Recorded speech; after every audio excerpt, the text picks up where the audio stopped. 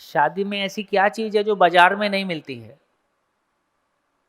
शादी करने की जरूरत क्या है? फिजिकल नीड है, बाजार में पूरी होती है। खाना है, बाजार में मिलता है। बच्चे पैदा करने हैं, माँ किराए की मिलती है। प्रेम शादी के बिना किए प्रेम मिलता है। भाई आपका किसी से अफेयर चलते रहता है, आपको लगता है किसी से प्यार मिल रहा है। क्या चीज है शादी शादी करने का, वो क्या चीज है जो कहीं से नहीं मिलता है, जिसके बिना ये नहीं हो पाएगा? ओनरशिप। है ये सही। आज के बाद मैं तुम्हारी मालकिन हूं, ये नहीं मिलता। तुम्हारा खून अब बस मेरा है, ये नहीं मिलता। तुम देर से आए यार, इतना अच्छा टॉपिक डिस्कस हो गया आज। ये चर्चा हो रही है भाई शादी करने की जरूरत क्या है, क्या चीज है जो बाजार में नहीं मिलता है। फिजिकल नीड बाजार में पूरा होता है, खाना होटल में मिलता है, माँ सरोगेट मिलती है, ठीक है। तो क्या चीज है जो हमको शादी करने, जो शादी के बिना नहीं हो सकता है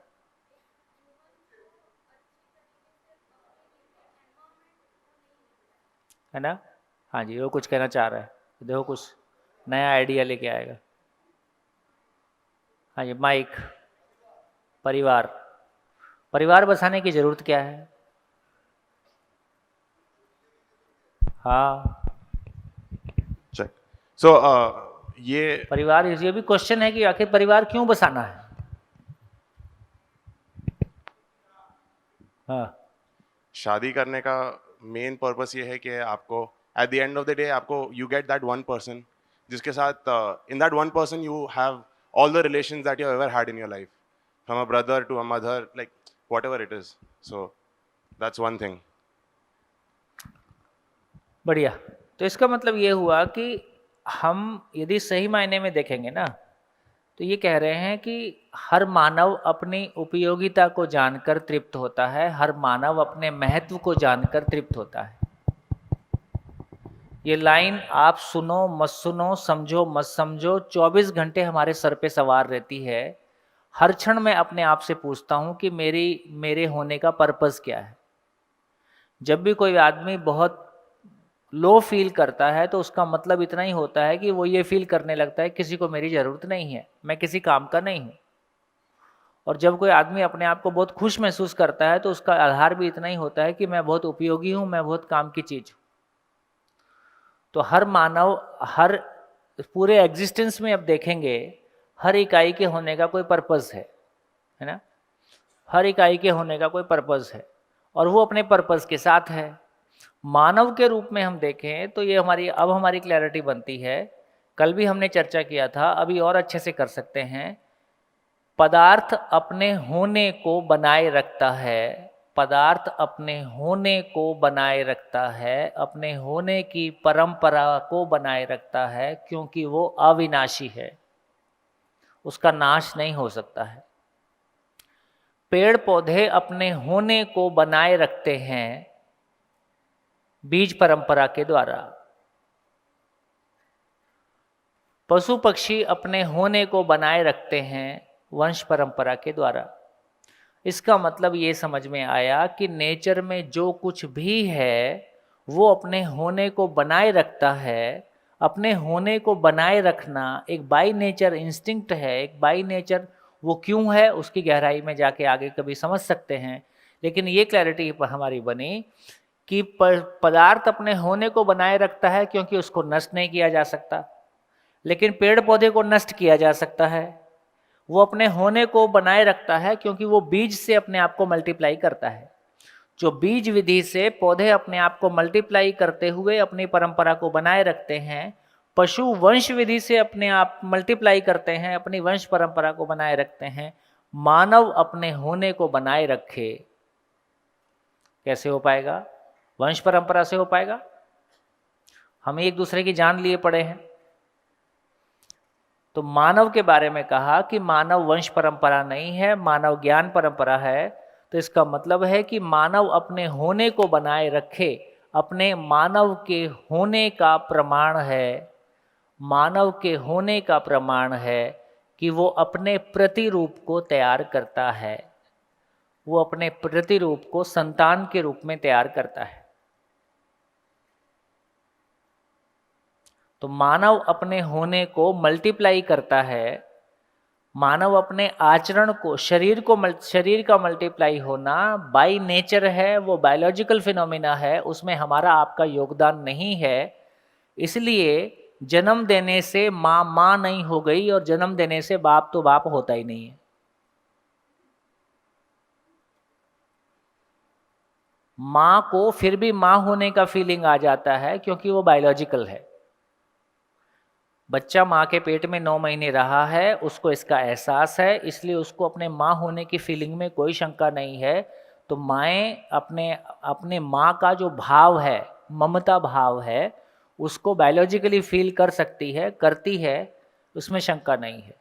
लेकिन बाप का अपने आप को बाप फील कर पाना, ये बायोलॉजिकल फिनोमिना नहीं है।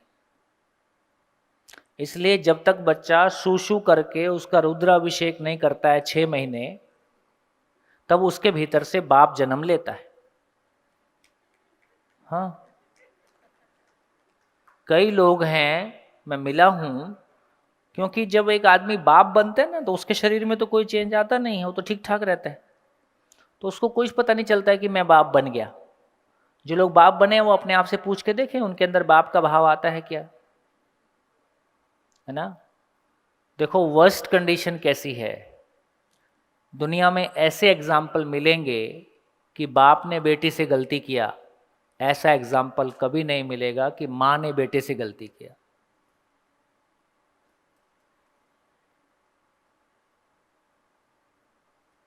क्या लगता है ना, क्योंकि बाप को बाप का भाव आया ही नहीं। भाव आता तो गलती नहीं कर सकता है।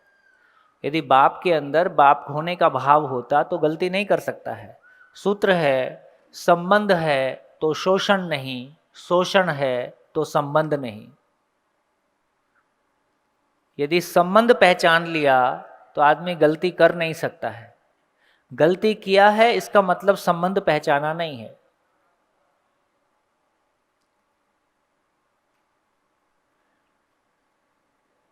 है ना। तो इसका अर्थ क्या हुआ, तो इसका अर्थ ये हुआ कि पूरी एग्जिस्टेंस में हर इकाई प्रमाणित होने के अर्थ में है।